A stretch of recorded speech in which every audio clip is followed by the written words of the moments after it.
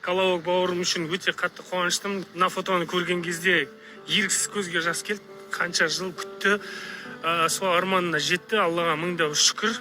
Просто мен айтқым келетіні, жаңа балаларына көп мән бермейтін, балаларын қадым түсінбей жүрген жандар, бұл өмірде баладан артық бақыт жоқ ешқандай. Оны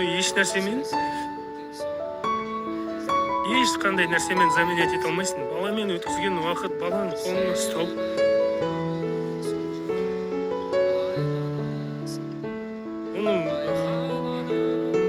Оны мектепке апару, онымен бірге уақыт өткізу, онымен ойнау, өзіңнің ұрпағың бар екенін сезіну. Бұл өмірде одан басқа бақыт жоқ. Достарға балаларың болатын болса, дәл қазір бәрін тастап, бүкіл тәкаппарлық, бүкіл іштегі эго, пего, бәрін түгел сырттап, балаларыңмен бірге болыңдаршы.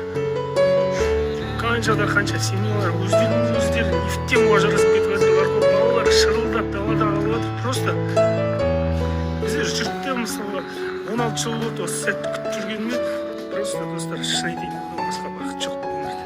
Алла баршаларыңыздың отбасыларыңызға береке берсін. Бәрі жақсы. Кала, Алла салиқалы ұрпақтан қылсын. Баланың қызығын көріп артынан жалғаса берсін. Сен үшін